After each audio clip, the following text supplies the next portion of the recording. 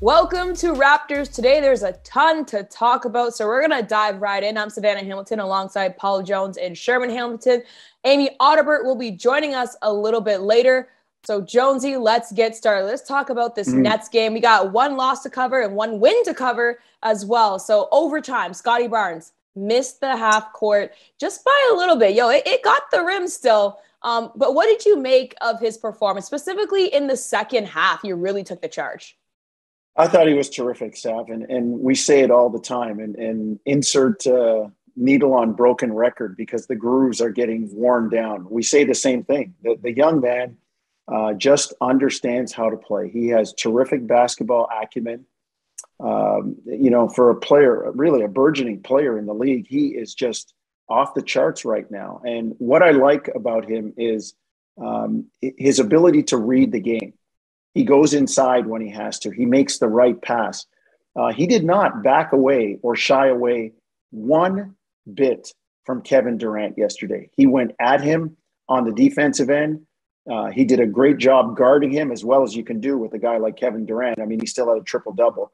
But I just like what Scottie does. And we're starting to see the confidence grow as well. You think about it.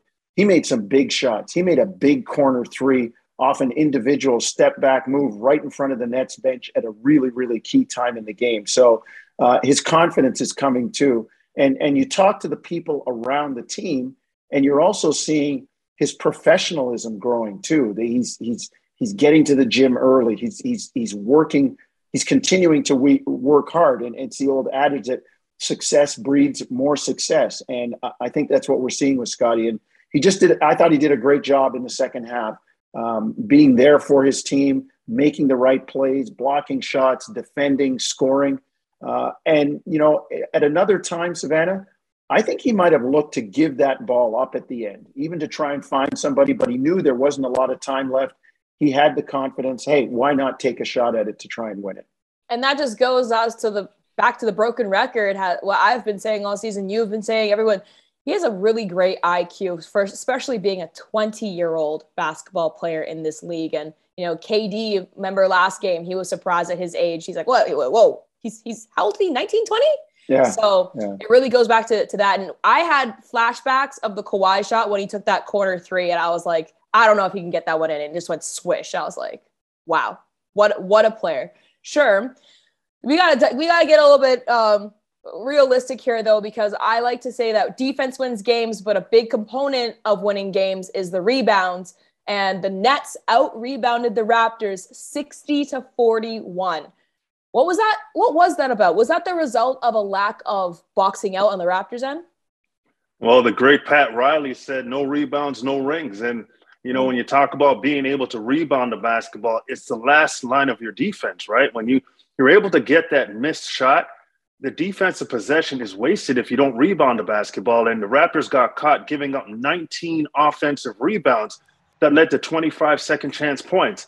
That's a game in itself right there when you talk about the impact that can have. So the Raptors, I feel, from a defensive perspective on their glass, I think Brooklyn just beat them to the punch. And again, Brooklyn is one of the oldest teams in the league with a full roster. With all the guys that were out, and when Kevin Durant and Blake Griffin weren't on the floor, they went from an average age of about 28 years down to 23 years. And 23 years means a lot of youth on the floor, a lot of energy, guys who are getting a chance to play. And how are you going to impress head coach Steve Nash? You're going to do it by the hustle plays. And I thought they did a great job of really attacking the glass of the Raptors on the offensive end and creating second chance opportunities. Another issue was they played with pace. They played in transition because of those young legs. What happens is defensively, when you're tracking back, the shot goes up, you're trying to cross match to put a body on somebody, you can get lost. And that's where they hurt them again on the glass. So the combination of youth, the hunger, and then playing in transition, and the Raptors weren't able to match that intensity. And you really have to tip your hat to a team that had 8 players available for the game that went out there and did such a brilliant job on the glass against the Raptors. We heard from the players, the Toronto Raptors, last night following the game, so let's take a listen. Again, it's basketball. We come here, we want to be competitive, we want to play hard, and we just have, guys that won't let other people, walk all over them. So, again, we just got to go out there and fight, and that's just the nature of the game.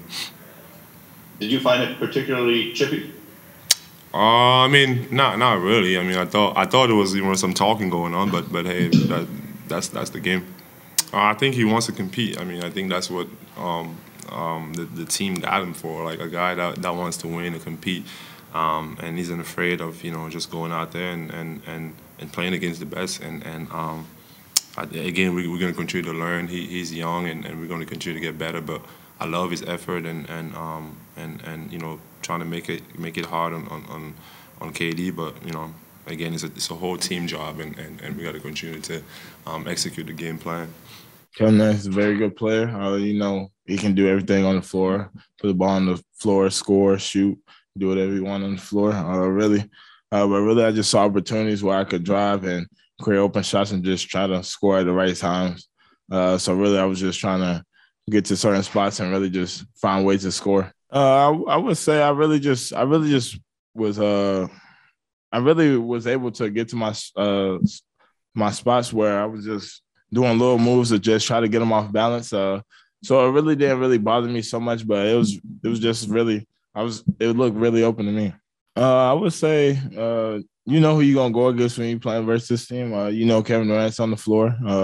So really, it's just me really getting in the mindset today to really just try to play defense best I can, best as possible when I get out there on the floor, because I know I'm guarding someone that can really score the ball really well and do so many different things on the floor. So really, me coming to the game, I just really just try to lock in on trying to defend.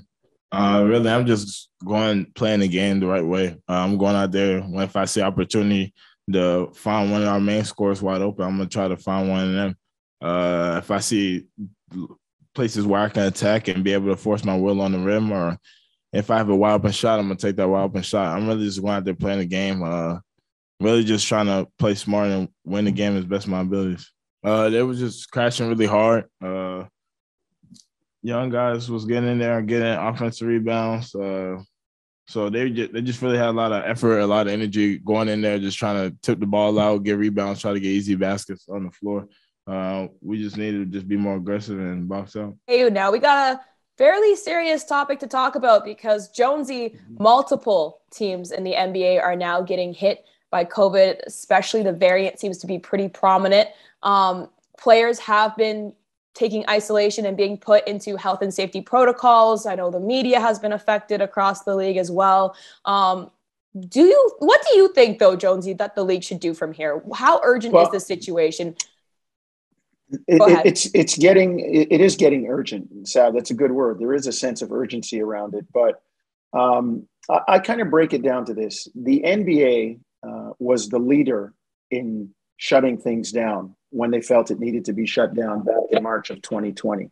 They were the ones when Rudy Gobert, and that was a report that we had on a pregame show that never made it to air, that the league told us quietly that if a player got it, they would seriously consider shutting the entire league down. Well, 2 days later, Rudy Gobert did, and the league was shut down for months. And the NBA was the leader in the fact that all the other major professional sports league, they followed suit.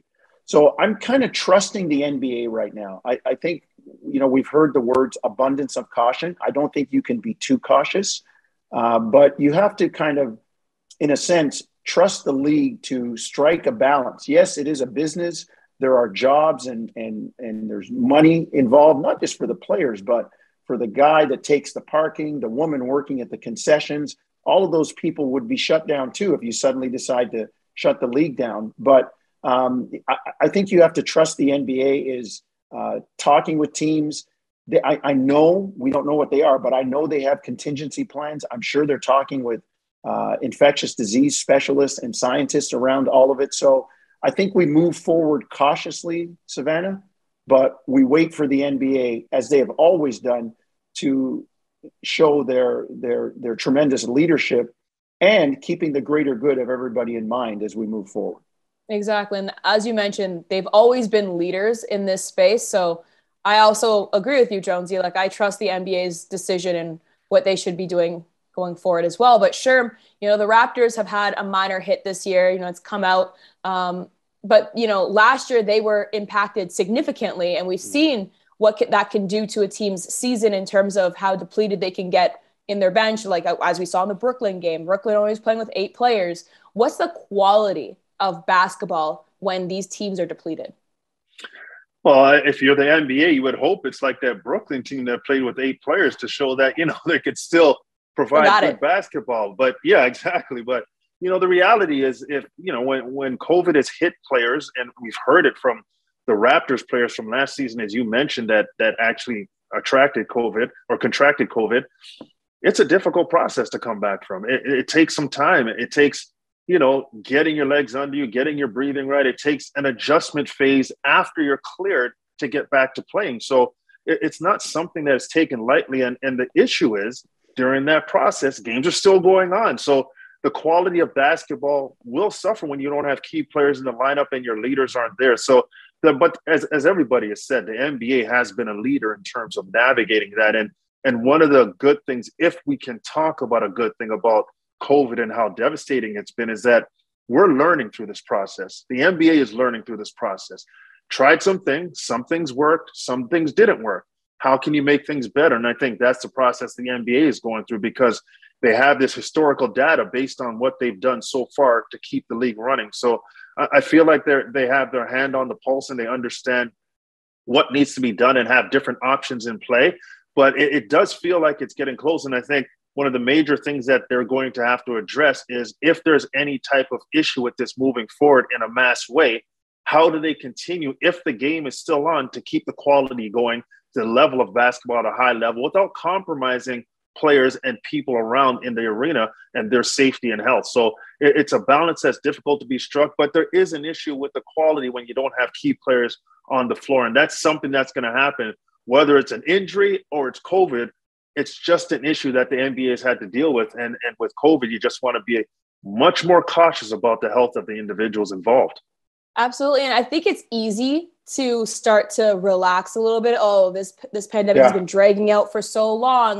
We can lighten it up a little bit. But I appreciate the fact that the NBA has taken, oh no, this player, even in correlation to, even in contact tracing, we're going to put you in health and safety protocols to prevent things from happening, not just only when you have it type of thing. So I think that's important to normalize taking this seriously still. Like, it still has to be done. And I will say this because I do also want to share that I'm currently in self-isolation because of, like I'm sure as everybody heard, Matt, Jack, and a few other people in the Raptors media space have been self-isolating in an abundance of caution, regardless of your result, positive or negative. I personally tested negative for the result. I'm double vaccinated. And I'm also looking to get the booster when it's available to my age range. But that's just something to keep in mind, that if you do have it, even if you had contact tracing of it, please do self-isolate and take it seriously, because the last thing we want to do is spread this further. So on that note, we're going to head over to Nick Nurse and Pascal Siakam for more thoughts on how the NBA is handling it. No, not really, Eric. Again, I think that, we trust, that people are holding the game and we're here to do our jobs and all that stuff. And again, just do it the best we can and go from there and cross our fingers, hope they get no more positive tests and hope we don't either. You can just wake up in the morning and someone in the safety protocol. So, I think, just got to continue to, hopefully stay safe. And again, we just want to play basketball. And obviously, with those news and stuff, it was a little all over the place, but we were just ready to play. Yeah, I think that it's just crazy what's going on out there. And, when it feels like we kind of have it under control, it's never really under control. And, I just think that we got to continue to try to stay safe as much as possible. And yeah, we just hope that, we can be healthy and out there to play, because that's all we want to do. But also we know that that's a problem around the world, and we just got to, continue to be safe. Hey, we're going to head over now to Amy Audibert to talk some Golden State Warriors and, of course, Stephen Curry. Thank you, Sav. 2,977 three-point makes and counting for Steph Curry, the undebatable greatest shooter of all time. And what a moment at MSG on Tuesday night. Reggie Miller and, of course, number 2 now, Ray Allen, there to congratulate him as he gets his record. And this is a guy that has revolutionized the way that this game is played. You see all the way from the AAU level up to the NBA, the three-point shot has become something that is now hunted more than ever. And it's because this man has consistently hit it, daggers, night in and out. He has been fantastic to watch, and he's about to be the only player ever in the NBA to reach 3,000. And again, not slowing down anytime soon. We saw Golden State open the season at 20-2, and they're 5-3 in the last 8. So while it may not look as flashy, I think this is a sign of a great championship level team because they're still winning close games. Obviously, there was a lot of attention around Steph's getting the record, and we saw that loss at Philadelphia last weekend. Again, a lot of media talking about it. He was playing his brother Seth. So yeah, I get the stickiness there, but let's not forget that this Golden State team has the same core that chased that 73-9 record back in 2015-16, which you can certainly make the argument cost them the final and cost them the ring. And they understand that it's not going to be their night every night. This is still a team that is going to put their best foot forward, and they're going to compete, and it all matters in that postseason. And the Warriors are in town to face the Raptors on Saturday evening. Of course, I think it's predictable that we may see that box and 1 against Steph Curry, but we saw in the first matchup back in November that Steph's not scared to defer when he's getting shut down. And the issue with Golden State is he's surrounded by Draymond Green, Andrew Wiggins, Jordan Poole, just to name a few. And when they get hot, you got to draw some attention that way as well. So Nick Nurse is prolific in terms of junking up a game, throwing big defenses, trying to muck up the rhythm. And for the Raptors, they have to remember that Golden State's going to come in on the second night of a back-to-back and their last game on a 5-game road trip. So maybe a bit of a trap game for Golden State, and the Raptors have to come out with their best effort forward. Now, on the other side of the break, we got some good news coming your way. Fred VanVleet's new scholarship. We're going to talk about it, so stay tuned.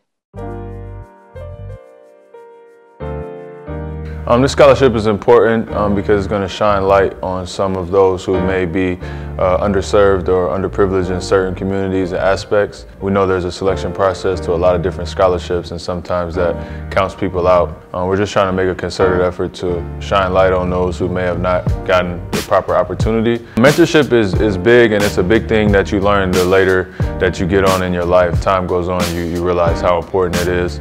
Just having somebody in your corner who can kind of guide you, give you that reassurance or direction in certain areas that you may need to improve. I would love for this scholarship to be the catalyst to start a young person's career, that platform that they need to get access to the resources and the information and the education. Hopefully they go on to do many bright and important things. There it is, Fred VanVleet's scholarship video, and he talks about why he created it. But Jonesy, you know, you're a former teacher, you're a former principal. You used to run things in the education system. How important is it for young people and people in general to focus on their education?